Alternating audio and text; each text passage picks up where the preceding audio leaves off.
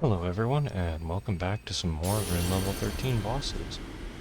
Here we're going to be starting with Astel, and then going through the Volcano Manor invasion quests, and going after Riker.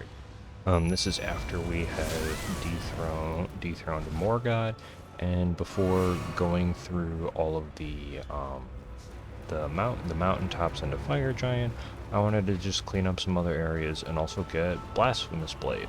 One of the reasons why I took this build to level 13 instead of keeping it at level 12. Here we're starting with the black knife due to the chip damage over time and that it eats a percentage of the health bar away even on the overwhelming majority of the bosses. And at this point, Banished Knight Oleg has been upgraded to plus 12. You can get a few, actually I think the easiest one to get is, Ghost Glove Ward plus 10 is what you need in order to get Banished Knight Oleg, and after you defeat Radon, it's pretty easy to get all of the upgrade materials to get to max out your summon, and there's also a great Ghost Glove Ward after the Dragonkin Soldier of Noxtella. So here I'm using a combination of Black Knife and Black Flame Tornado just because Astel has a ton of health. This Astel can have status ailments applied to him, but it's just really hard to hit him sometimes, and the verticality of Black Flame Tornado, and it being nice that I don't have to stand directly under Astel to use the Black Knife. That's the combination. And Oleg's damage is, I would say, pretty mediocre. It's not bad for a plus 10 summon, but I'm really doing the DPS work. But he is very durable and allows me the time to just chip away at Astel, which is really nice. And there I roll out because I didn't want to try and finish the tornado and get finished off immediately by the waves of darkness. Because that more than half my health was taken out with the Ritual Shield Talisman. So pretty much if I'm not at full health with the Ritual Shield defense buff active, I'm getting one shot at this point. I think that was already the case in the last video, but it's even more so now. So with the combination of the Black Flame debuffs, we defeated Astel and acquired Waves of Darkness, which I'm going to throw on my Butchering Knife because it's really fun. Now we are at Okina. We took a brief aside before going to Volcano Manor to just pick up all of the Sacred Tears. Not that it's necessary for healing me to full at Rune level 13, but if later I wanted to copy the save over and use this as a base file for later, I already have a lot of the stuff that I want. Okina has effectively power stance katanas with Rivers of Blood and the Wakizashi. If I get hit with both, because technically it's considered two separate hits, I do get one shot. So all of his power stance moves are very deadly, and also like the Rivers of Blood, Ash of War is there. And I think he's the second to last, third to last invader. I forget. Anastasia is in Consecrated Snowfield. So he's one of the latest invaders and is really tough and has a lot of health. So for Okina and a lot of the subsequent invasion quests for Volcano Manor, I'm just gonna be pretty much going all out with Bike Spear and the Arumi, just because Bike Spear can poise damage them, most of these guys enough that it busts them out of whatever animation they're doing. Madness does a lot of good Madness does a really good amount of burst damage to them, and the Arumi just helps me with spacing and roll catching and keeping them a little bit further than arm's length so I can hit them and I'm not standing in their range. And I really like the free aim Frenzy Flame Thrust because I can maneuver around to not get hit and then just plant it in the area that they're going to be, and because they're NPCs, they kind of just stand in it a little bit, and it's really fun. And yeah, I'm gonna be teabagging and pointing down these guys a lot because they, at rune level 13, it is not trivial. And now this very short clip I'm including just to highlight, even at the first Volcano Manor invasion quest, I die really easily. And it took me a good amount of tries to get through all of these guys. But I got a really quick revenge kill on Old Knight Istvan. And here I'm two-handing Vike's spear because he has the scaled armor, and one-handing the dismounter, he gets a decent amount of hyper armor, but not as much as Tragoth, as we'll be covering later. So I'm still able to bully Istvan relatively well. And you have to be careful with the running R2s with the Vikes, because even though it's great for passive madness, not passive, for active madness build up, it doesn't do a lot of poise damage, so it sometimes, when you're invading, whether it's NPCs or players, they can bust out of it and attack you, and you don't necessarily continue it if you have not very much poise. And here's just the Arumi to finish with Chip. GG Istvan, you did not frustrate me very much, so you're just getting some other random gestures. Now, Relay is actually the easiest out of all of these invasions, presuming you are not rotted by him. And that is because he has relatively low poise armor compared to scaled armor and full goat of Tragoth.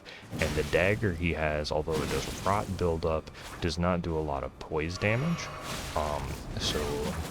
And just not a lot of damage in general. So he is dangerous, but he's not able to just like walk in and smash your face in like Tragoth can, so he doesn't benefit as much from the relative to normal PvP invasions absurdly high NPC health pool. So this is just a very, very clean first try.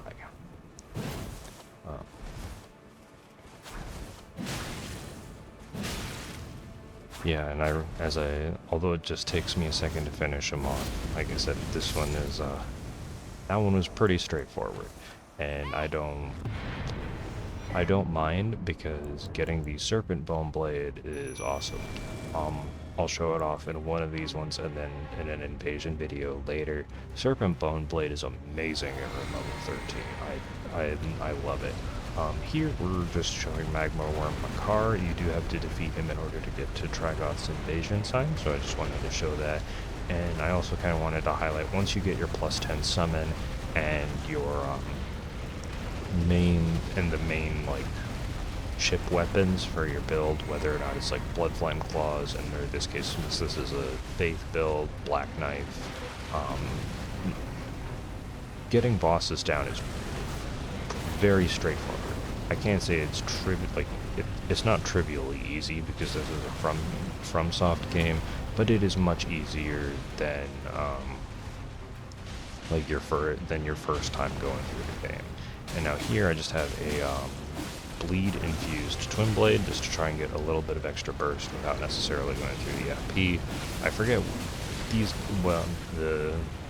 the intensity of these guys is bleed resistance, but I just kind of wanted to shake things up a little bit relative to Black Flame, Tornado, and Blade of Death.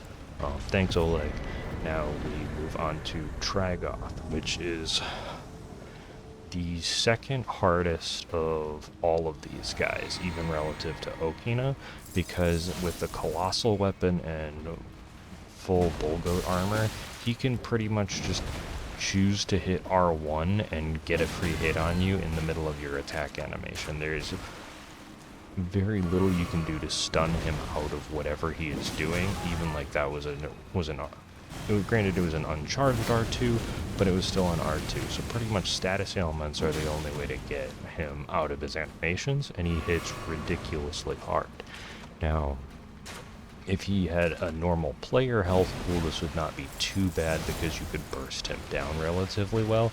However, because he has the crazy high NPC health pool, I pretty much need 5 burst damage procs in order to get him down. So in this case, it's going to be 3 frost and 2 madness. And the Flame of Frenzy, even though it's really good for covering area, because of the Bull Goat armor, he can just walk straight through it and hit me. So I think out of everyone, I had the most deaths against Tragoth in all of this. But again, still not crazy. Like, it took me like maybe, I would say like 30 minutes just to get like used to all this, because there's a few minutes an attempt, and there's probably better ways to do it, and I was still trying to, and it took me a minute to come back to Vikes and the Chilling Mist Cold Twin Blade to just get that last bit of chip. So now that I'm going to be using the full goat, but for completion, there we go. And now we have Juno Hoslow, the most dangerous, because he's using power stance whips. If I get hit with any power stance attack, I just straight die. He has passive bleed buildup, not that in NPC battles you get like phantom status buildup, but if I ever get close to full bleed, it would be really scary.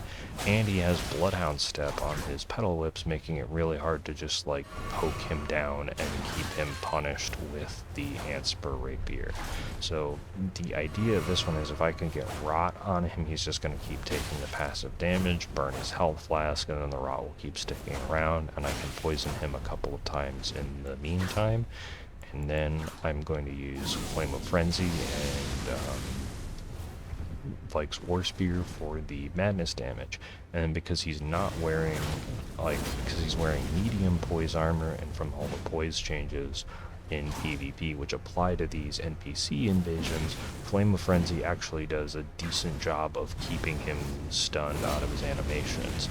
And here I just had to play it risky a little bit and not heal up to full, because I didn't want him to just continue chasing me down and burn through all of my flasks. And I used my physic there almost to just kind of lower my own madness buildup. That way I can keep using Flame of Frenzy and Frenzy Burst, because if I stun myself with madness, I would just very much die immediately. And there it was a little safer to use the running R2 because he was in madness stun. And now here, the risky play is going to pay off. He's going for a jumping attack, but I hit him with a fully charged Frenzy Flame Thrust and finish off with the Antspur Rapier. So, whew, that was a tough fight, and I like the design on Hoslow's pedal whip. Now here's the Serpent Bone Blade, and it's not even upgraded to +3 because I just forgot, but it has deadly poison, and it actually has pretty fast build up for like it's only 66 build up, so it's like compared to like true late game arcane weapons, it's not good, but considering for near base level, that's really good build up. And deadly poison does twice the damage of regular poison. Granted, it does not do as much as rot, and look at that impaling thrust on this bleed twin blade, and I'm just completely beating up I'm beating up this guy who is casting a bunch of night sorceries at me. In here I pull out Serpent Bone Blade again, so deadly poison can outdo most health regen. I think all of the passive health regen things in the game, but it's still not as much as rot. And poison boluses are really easy to get, so it's very strong, but still pretty fair. And here, Bernhard, my buddy and I beat up that guy with the Arumi and a great weapon. And now, here we are for the finale of this video. Rykard at level 13. I changed my talismans around a bit. I can't remember exactly where all they are, but I know the most important change is the Carrion Filigree crest. And that is so I can use more Great Serpent Hunts than between blue flasks.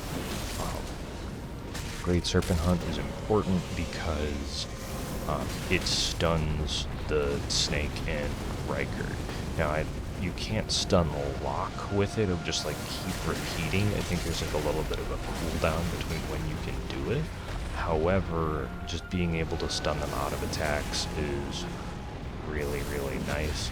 And again, Oleg is here not to do damage. Oleg is here to take up space and stand in the lava and take away the aggression, so that way I have the freedom to do things like this.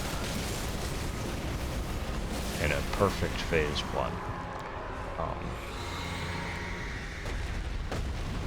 Yeah, this is, I think in all of the FromSoft games, this is my favorite gimmick boss fight, just because all of Rykard's and the snake's attacks are well telegraphed, the damage you can do is fair, it's just, the design is very good, it's just very, very fun.